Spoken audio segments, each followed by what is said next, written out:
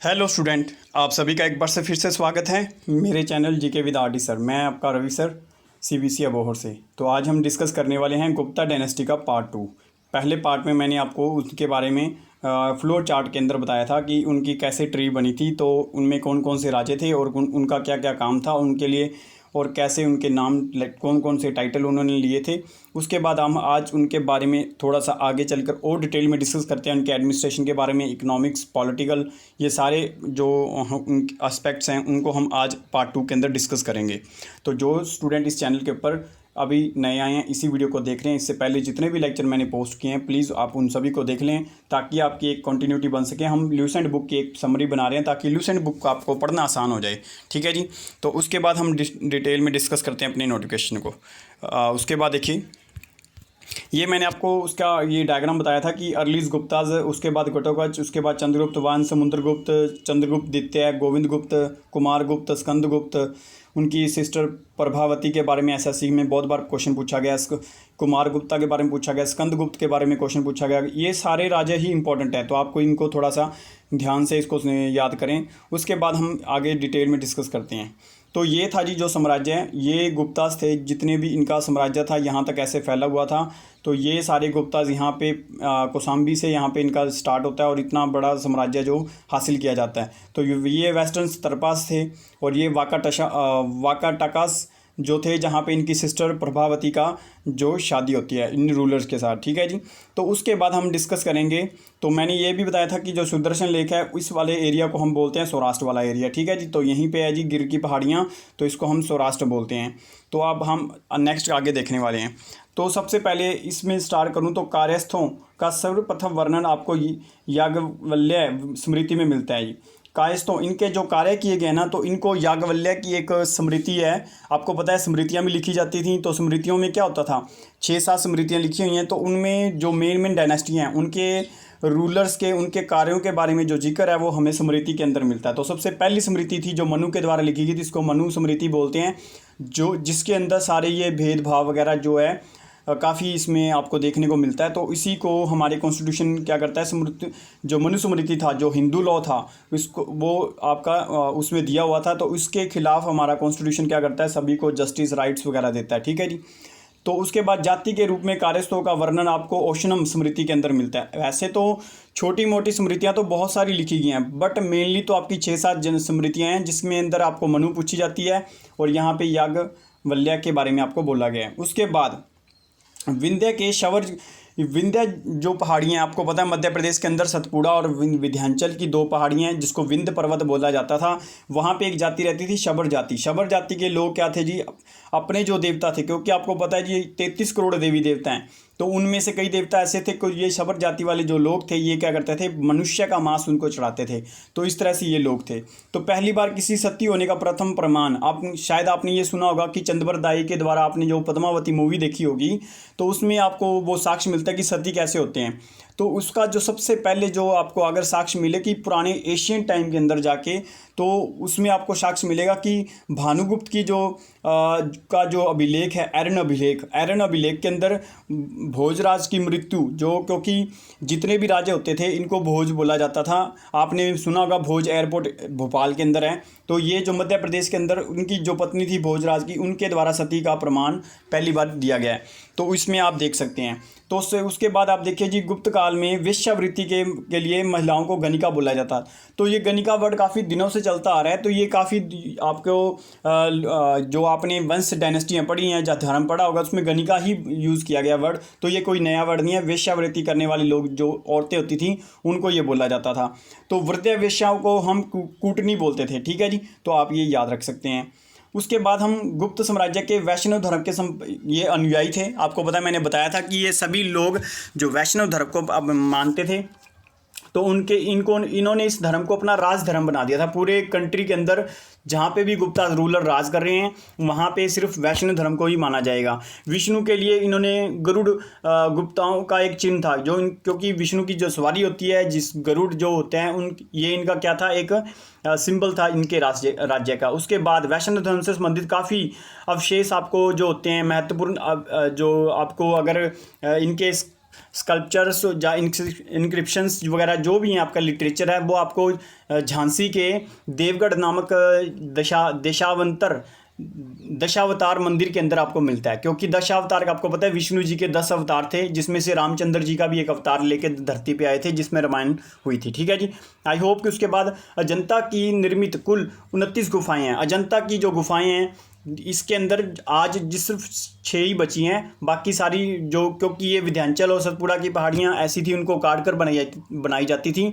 तो इनमें से इन गुफाओं में से जो 16वीं और 17वीं जो गुफा है ये गुप्तकालीन है, गुप्ता के द्वारा बनाई गई थी। तो 16वीं जो गुफा है उसके अंदर मरनासन राजकुमारी के बारे में जिक्र किया है। आपको उसका चित्र मिलेगा, क्योंकि उस टाइम के जो बहुत फेमस क्वीन हुआ करती थी।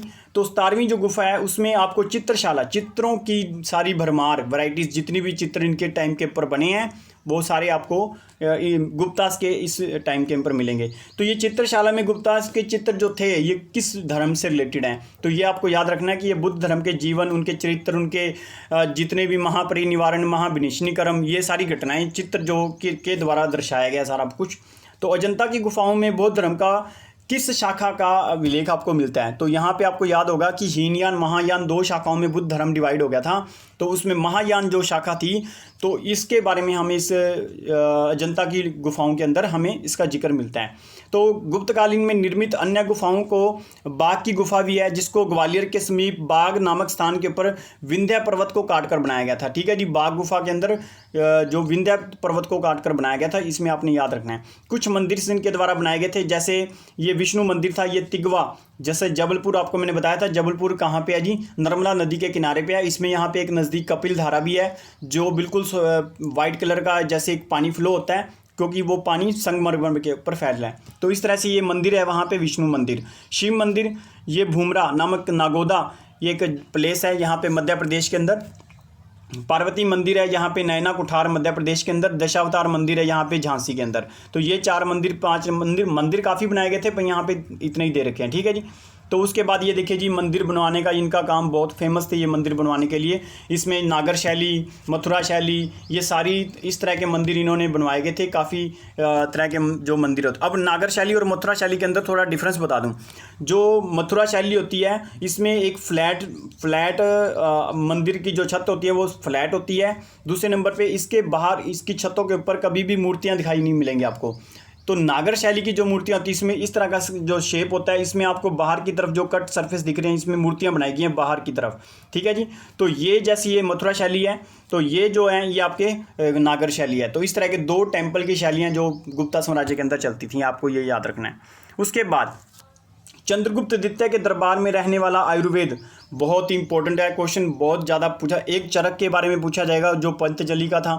पंतजलि जो चरक थे वो आपको मौर्य के अंदर मिलेंगे। जो पंतजलि थे, पुष्यमित्र शुंग जो थे उनके गुरु थे। और इसी तरह चंद्रगुप्त थे, जो इनके थे धन्वंतरी, जिसकी आज आपको बुक देखने को मिलती है। जितनी भी आयुर्वेद के अंदर जितने भी आपके फार्मूले लिखे हुए हैं, उनके जो गुरु थे वो धन्वंतरी गुरु जी थे। ठीक है जी। उसके बाद गुप्तकालीन में विष्णु शर्मा का जो लिखित पंचतंत्र है, जो संस्कृत में लिखा गया था, विष्णु शर्मा का लिखित जो संसार का जो पंचतंत्र, ये संसार का सर्वाधिक प्रचलित ग्रंथ है। दुनिया के अंदर सबसे ज़्यादा अगर कॉपी छिपी हैं तो वो पंचतंत्र की हैं, जिसको विष्णु शर्मा के द्वारा लिखा गया था। उसके बाद ये बाइबल के बाद दूसरा सबसे बड़ा, क्योंकि बाइबल लिखी गई है, ये आपको पता है क्रिश्चियन जो लोग होते हैं वो बाइबल पढ़ते हैं। तो उसके बाद इसको 5 भागों में, मित्र भेद जो हमारी पंचतंत्र है, इसको 5 भागों में डिवाइड किया गया था। मित्र भेद, मित्र लाभ, संधि विग्रह, लब्ध प्रमाण और अपरीक्षाकारित्व, ये 5 भाग थे इसके। ठीक है जी। तो आपको मेनली ये याद रखना है कि विष्णु तंत्र ने कौन सी किताब लिखी, कौन सा ग्रंथ लिखा है, तो वो पंचतंत्र था, वो संस्कृत लैंग्वेज के अंदर था। उसके बाद आर्यभट्ट जिसको इन्होंने एक थ्योरी दी थी आर्यभट्टम, और एक सूर्य सिद्धांत। इन्होंने सबसे पहले आपने ये सुना होगा ना, हेलियोसेंट्रिक थ्योरी जो थी वो बाद में कॉर्पनिक्स के द्वारा, इस तरह के जो लोग आते हैं, पहले टॉलमी ने जियोसेंट्रिक थ्योरी दी थी, जिसमें ये बताया था कि धरती के आले दुआले सारे ग्रह और ये घूमते हैं, उसको जियोसेंट्रिक थ्योरी दी थी, वो 140 ईसा पूर्व टॉलमी के द्वारा दी गई थी। उसके बाद हेलियोसेंट्रिक थ्योरी आती है, जिसमें ये बताया जाता है कि गलीलियो के द्वारा ये बताया जाता है कि 16वीं शताब्दी के अंदर नहीं जी ऐसा नहीं है, सूर्य के आले दुआले सारे घूम रहे हैं। बट आप देखिए जी, हम एडी से 500 साल 300 साल की बात कर रहे हैं, तो उस टाइम पे हमारे आर्यभट्ट हुए थे, उन्होंने सूर्य सिद्धांत दे दिया था, जिसमें ये बताया था कि ये सारे जो लोग हैं, जितनी भी धरती ब्रह्मांड के अंदर जो यूनिवर्स के अंदर जो भी चीज़ें घूम रही हैं, सारी सूर्य के आले दुआले घूम रही हैं।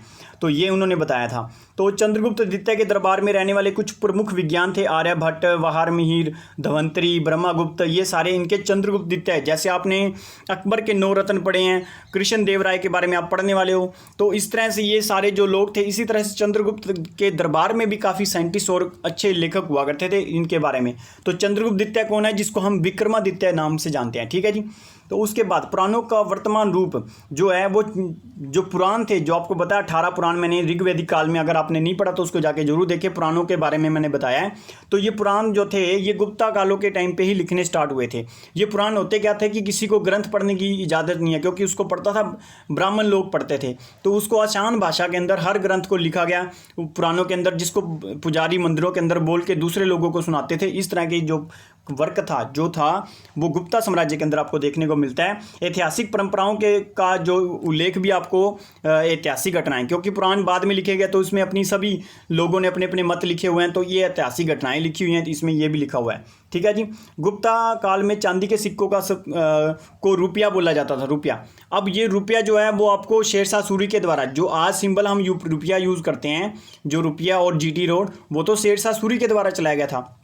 बट पहला अगर आपको पूछ ले इससे पहले कभी साक्ष्य मिला है तो रुपये का, तो वो था गुप्ता साम्राज्य के अंदर, इसको रुपया बोलते थे, रुपयिका बोलते थे, ठीक है जी। तो ये आपने याद रखना है।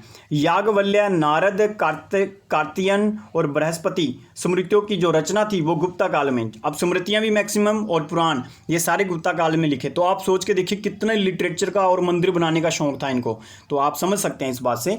तो मंदिर बनाने की जो कला थी, ये भी गुप्ता कालों में इसका जन्म होता है, क्योंकि ये बहुत बड़े भक्त थे, विष्णु भक्त थे। तो आपको पता है विष्णु के बाद इनके जितने भी अवतार थे, इन सभी के बेस पे इन्होंने अपने मंदिर बनवाए थे, सभी राजा ने। तो मंदिरों का जो मेन प्रचलन था वो इन्हीं के टाइम पे स्टार्ट होता है।